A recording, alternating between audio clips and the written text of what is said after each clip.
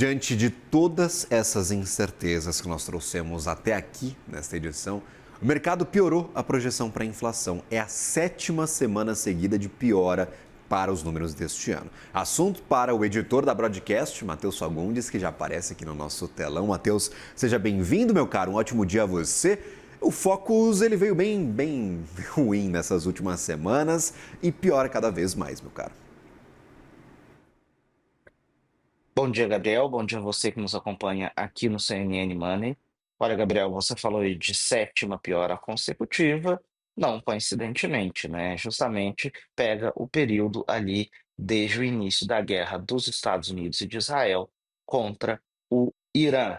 A guerra que já tá chegando ali a 60 dias, com essa piora no mercado de petróleo, petróleo a 100, acabou bagunçando aí todo o cenário inflacional global e, por consequência, aqui no Brasil. A gente tem, nessa semana, a pesquisa Focus mostrando uma projeção do IPCA de 2026 de 4,86%.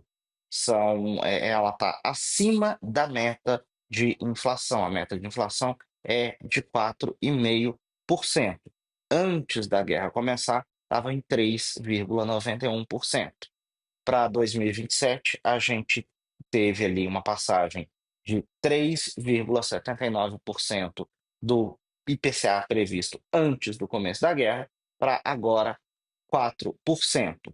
Mas, pela nova metodologia do Banco Central, a gente não pode olhar só os dados do IPCA do ano cheio, como a gente fala, né, 2026, 2027. Agora o Banco Central considera a inflação em 12 meses no que ele chama de meta contínua de inflação.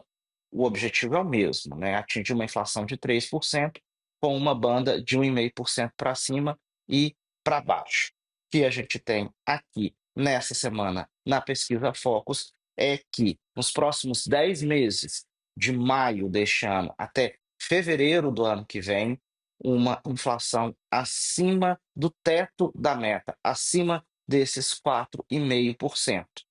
É uma notícia bastante, delicada ali, justamente numa semana em que o Banco Central se reúne para decidir a respeito da Selic. O mercado é unânime em projetar uma queda de 0,25 ponto percentual na reunião de depois de amanhã. A Selic passaria então, passaria para 14,5%.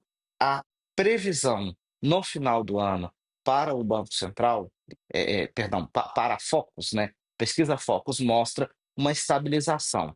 A Selic no final do ano seria de 13% no final de 2026 e de 11% em 2027. É mais ou menos esse o cenário que o mercado vem trabalhando há 2, 3 semanas. Houve ali um recálculo de rota justamente pela pressão do petróleo mais consistente, a guerra que imaginava-se que resolveria-se em dias, já se arrasta há semanas e agora chegando ao segundo mês, tudo isso gerando uma pressão inflacionária cada vez mais constante e fazendo com que, aqui no Brasil, o Banco Central redefinisse, né, recalculasse a rota. Tinha-se até uma expectativa de queda da Selic para a casa de um dígito no final do ano que vem, e a gente está vendo que o mercado já está trabalhando ali com esses 11%. Agora, a gente tem mais pressão inflacionária vindo. Na sexta-feira, o a ANEEL definiu a bandeira amarela para as contas de luz, que já gera ali um incômodo adicional. Isso tem a ver com clima, isso tem a ver com regime de chuvas, que está um pouco mais complicado desde o ano passado e agora persistentemente, encarece a conta de energia, encarece a geração de energia. Tem uma previsão de aumento do querosene de aviação, que aí vai, encarecer mais ainda as passagens aéreas. A alta acumulada desde o início da guerra deve ser já algo como 99%, ou seja, o preço dobrou em 2 meses, o preço do querosene de aviação. Isso acaba que repassa e repassa direto para o nosso bolso. E, Gabriel, como você disse, a gente tem aí, depois de um fim de semana de uma tentativa de diálogo, né, entre Estados Unidos e Irã, acabou que não teve, os 2 lados não chegaram a um consenso.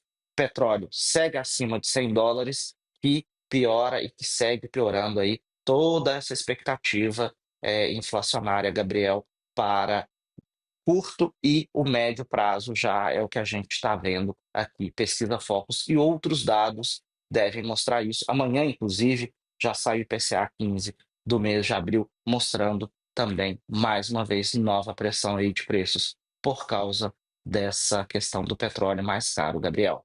Principalmente combustíveis, expectativa de alta para o preço da gasolina, mesmo sem o reajuste da Petrobras, que é o principal player aqui no Brasil para refino de combustíveis. A gente deve ver ainda preço encarecendo nestes 15 primeiros dias do mês de abril para combustíveis em geral. E lembramos, tem decisão do Copom nesta quarta-feira. Vamos ver se os diretores vão continuar com aquele discurso mais cauteloso, falando de esperar a concretização destes efeitos, sem, por exemplo, mexer no balanço de riscos, como fizeram na reunião passada. Obrigado, Matheus. Até uma próxima, meu caro. Um bom dia para você.